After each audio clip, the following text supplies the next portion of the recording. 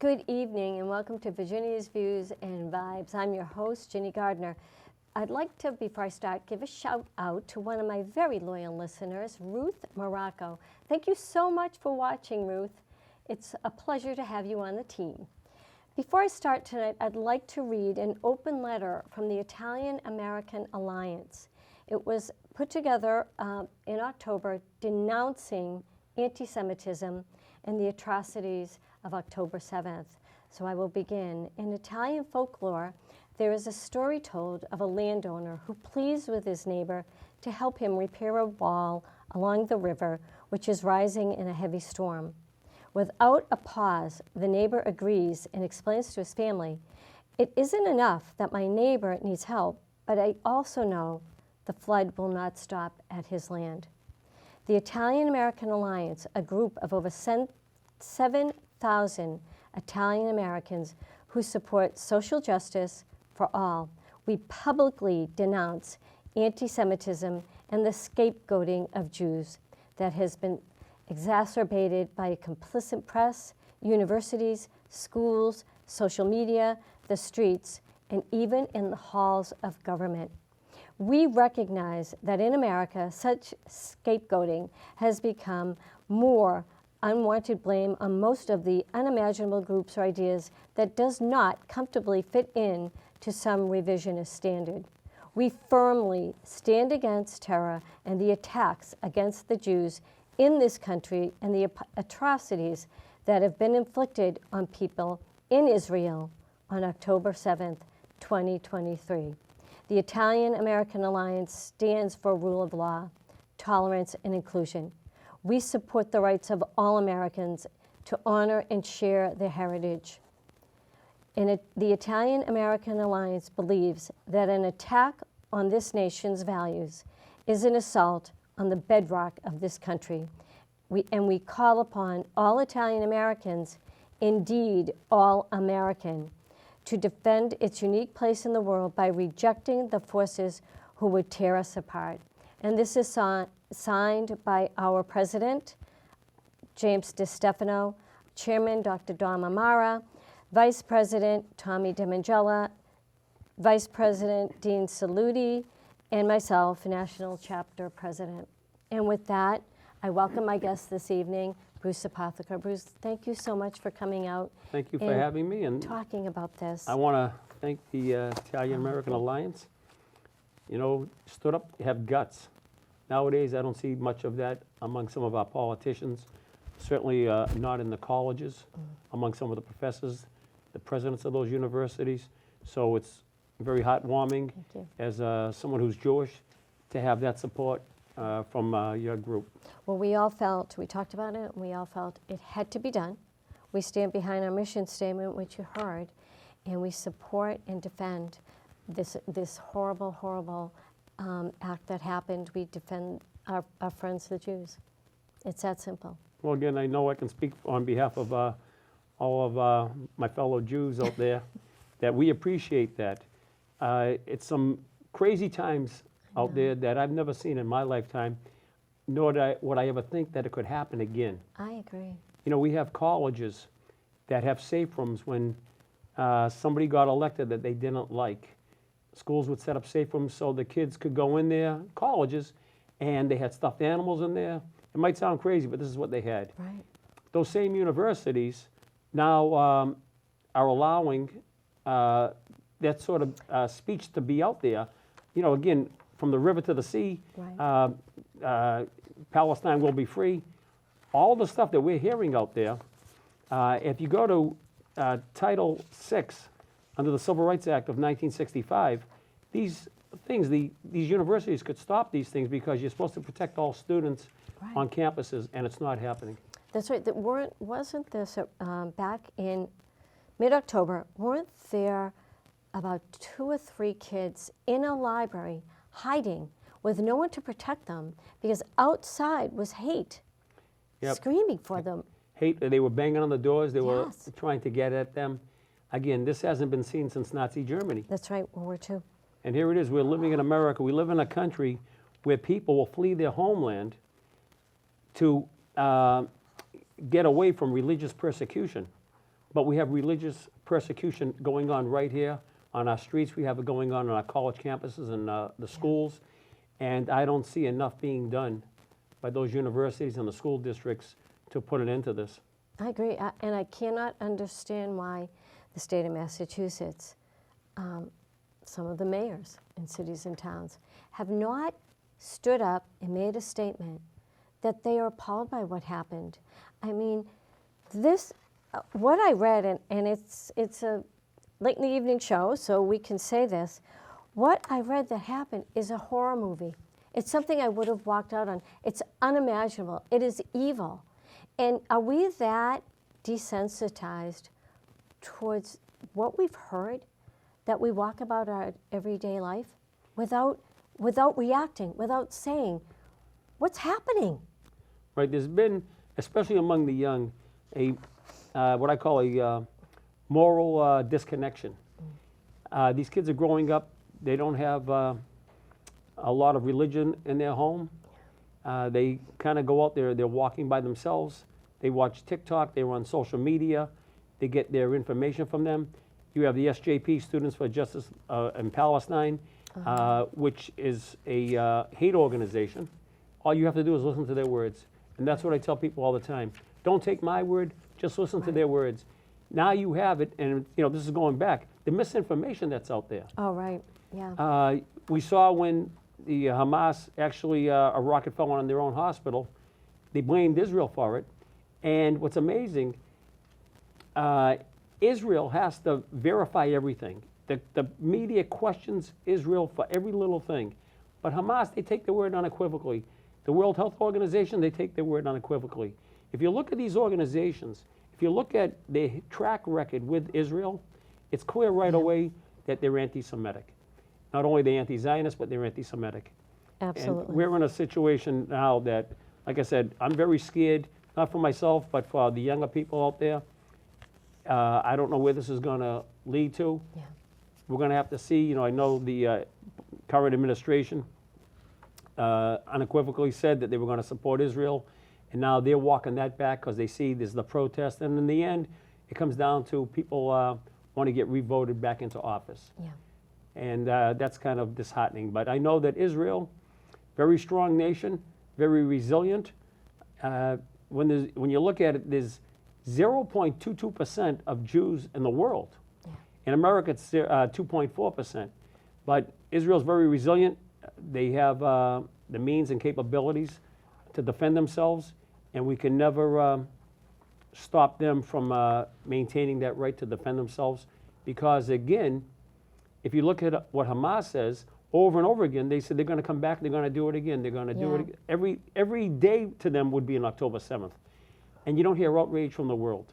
No. But you hear outrage if Israel goes to defend itself. I feel like the press, and I just heard reporting today, there was something that happened, I think in Chicago. Former Mayor Rahm Emanuel, he's now, I think, ambassador to Japan. They wrote outside his vacation home, Nazi swastika. And the way that the press reports it is very strange. They almost make Hamas or the Palestinians, the victims, feel sorry for them. I'm sorry, but Hamas feel sorry for them? This was an unprovoked attack. How do the press does not either seem to get it or they don't want to get it.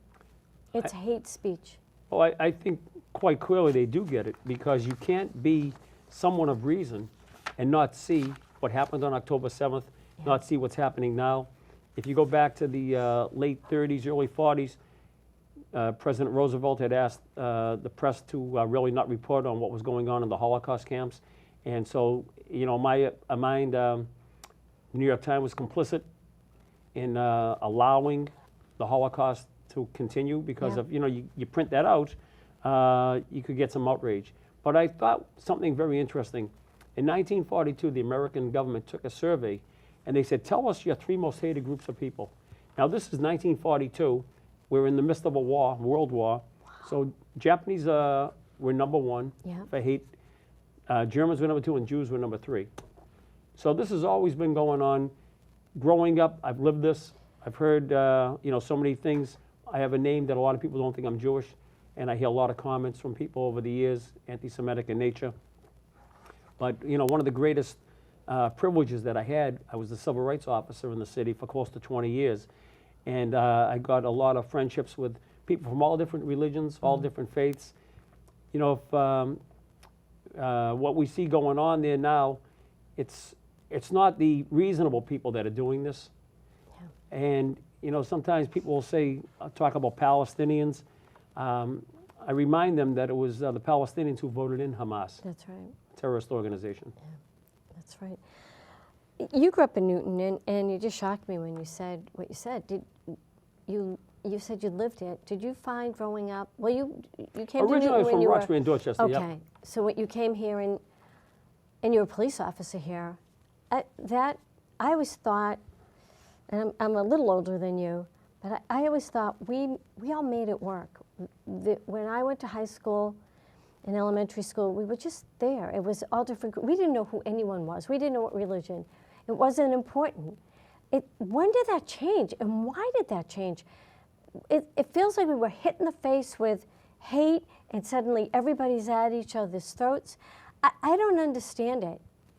Well, I'll tell you, like they always say, you can't walk in, you don't know until you walk in someone else's shoes.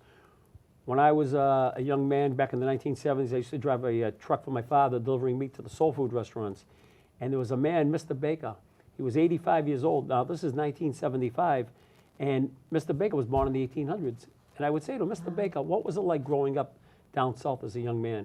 And he said, in those days, you didn't have machines. You only had men. Men pulled riverboats by hand. Men did all these things by hand. So it's those conversations. Now, if I never had that conversation with him, I never would have known what his life experiences were. And that's why we all live in our own little silos. Yeah. And I couldn't begin to tell you what it's like to grow up Italian. And the Italians faced a lot of discrimination when they came to this country, so did the Irish. Yeah. And, but like you said, somehow we all made it work. But growing up, you do hear things. And I remember one of the first months I was a police officer, I overheard another officer say that they didn't finish the job in Auschwitz. Now, he didn't know I was Jewish. And so I, confronted him. I told him, and he said, well, I didn't mean it. Well, he meant it, because that's why he said it. He said it to someone else. So when I was a little boy, I used to say to my grandmother and mother, who hates the Jews? They'd say everybody. And again, if you live in the shoes of someone else, you can understand some of these things. But I never thought in my life the openness of the anti-Semitism now. I know. The river to the sea, which means basically the genocide. It is the genocide of the Jewish people, the state of Israel. And in 1937, Palestinians rejected a state. 46, they rejected a state. You can go on and on. If you can go down to 2000, Ehud Barak met with Palestinian leader Arafat with Clinton. And 97% of all of the disputed land was going to be given to them. But Arafat refused that. And why? When he passed away, they realized that he had a net worth of about $20 billion. So he was taking all the money, and that's what's happening now. If you look at the Hamas leaders who live in Qatar, they have an estimated worth between them of about $11 billion. Real estate holdings about $500 million. The money that's supposed to be going to the Palestinians in that area for humanitarian aid over the last so many years, it's been taken by Hamas to build infrastructures, the tunnels underground, rockets. They take the water pipes and they're making rockets out of them so the people can't have water. They build these infrastructures, the headquarters underneath the hospitals. And somehow, yet, October 7th, and all this is the Jews' fault. It's just, it's a crazy world. It is a crazy world. And you know what? For anyone that thinks it was Israel's fault, they haven't been listening, because a few things happened. First of all, they were innocent people going about their day. Innocent people. No one did anything. There was no declaration of war. And to read what happened, to what they did, the terror, the vicious, evil act on men, women, children's, babies. They abducted hundreds. We don't know how they are. And if we don't speak out and say, we stop. Right. Stop. I look at this map, and we talked about this, and you can't see it, but maybe a little bit. You can't even see Israel. They have something, if you're looking at the green, honest to God, it's not even the size of a letter. A letter. And to me, what happened that morning was evil, pure evil. Pure evil. I don't want, it's difficult for me to say what happened. I know what happened, but that's a horror movie to me. That's something I never thought would happen again. Anything like that. Right. Yeah. Anything. We say never again. We mean it when we say never again. And for this to have happened, how did it happen? How now do you have this reaction when you see, the other thing that I read was CNN reported and found to be true. Impartial CNN Gaza reporter joined Hamas, the terrorists, during the mass slaughter of 1,400 Jews. The reporter was filmed carrying a grenade into the kibbutz, into the massacre, and the word used, massacre. And again, atrocities to innocent people that were celebrating at a music festival, that were celebrating a Saturday morning, and there was a holiday that weekend.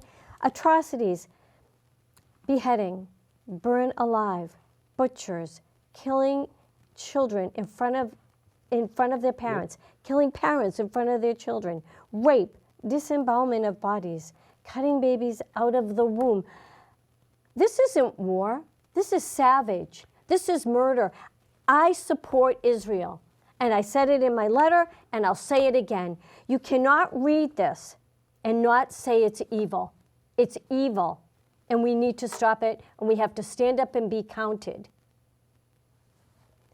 Hey, Jenny, you have a phone call?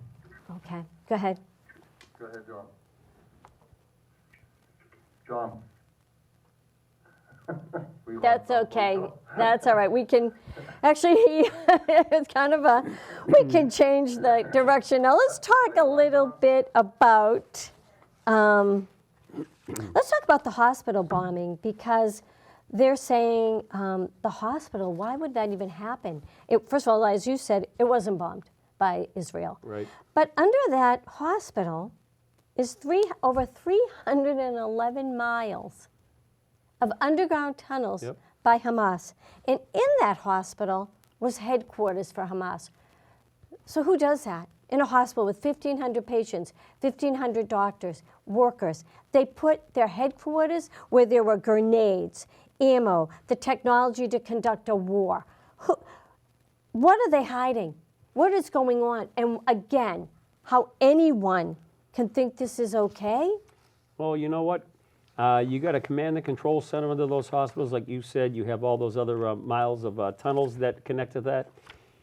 What Hamas wants, and what they've always wanted, they want a retaliation by Israel that would strike a hospital, that will strike a school, because that's where they have those missile launches. That's where most of the attacks come from. So they're sacrificing. I don't even want to use the word sacrificing. They're making it that they want Israel to kill the Palestinians. They want that response from them. Yeah. So again, it's just something that I've never seen this in my life. And to see these young people out there marching without knowing the facts, they just have no idea. They think of Israel's committing the genocide.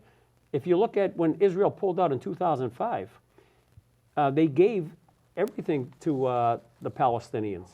There was no control at all by Israel. When you look at the West Bank, everything there is, the Palestinians are living there in peace. They're going back and forth to work in Israel every day. Yep. Israel would never deny anybody anything. But again, what you have Palestinians that voted in a terrorist organization. And I think it's something that they didn't realize was going to turn on them. Yeah. Let's talk about the UN, because the UN gives money. to Palestine in Palestine. With the money, they take the money and they teach their children. They teach their children hate. Yep. Hate, and I say hate. They teach little ones in preschools how to behead somebody. Yep. They teach 12-year-olds. This is what they teach them every day with money from the UN. 12-year-olds, how to be a suicide bomber. How does the UN answer that? Well, first you got to look at the UN itself. If you look at the UN resolutions against Israel, and you wanted to print that out, the small little country like you showed, Yeah. You better have enough paper in your printer to print out all the UN resolutions against Israel. Meanwhile, you've got in China, they're killing the Uyghurs, they're using them as slave labor. Syria's killed about 1.5 million Muslims. If you look at what Jordan did back in the 1970s on Black Sunday, upward between 30 to maybe 100,000 Palestinians killed. Egypt closed their doors on them. But yet, again, it's always Israel. Israel's the one. Israel trains their soldiers not to kill civilians, whereas their enemies train their soldiers to kill civilians. Right. And again, the UN, I have no respect for them. Now you have Iran, who's in charge of the human rights sector of the UN right now.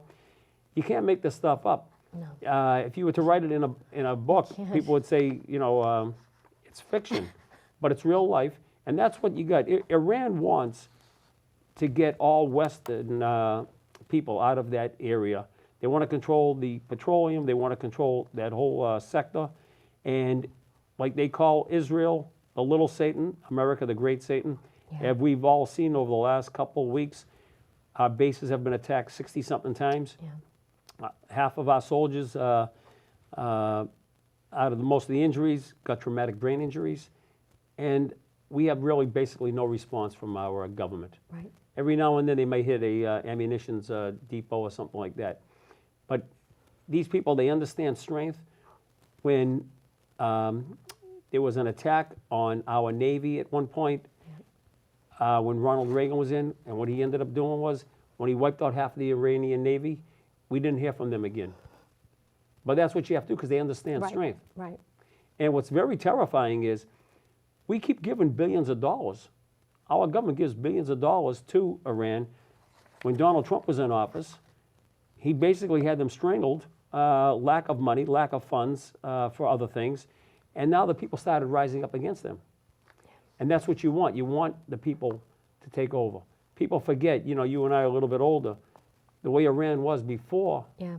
there was a takeover by the mullahs and things like that. So it's just it's a world that you can't make this stuff up.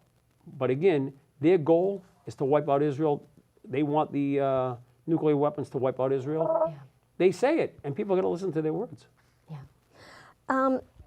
For me, as I told you, I'm Christian, and the Holy Land is so close to my heart.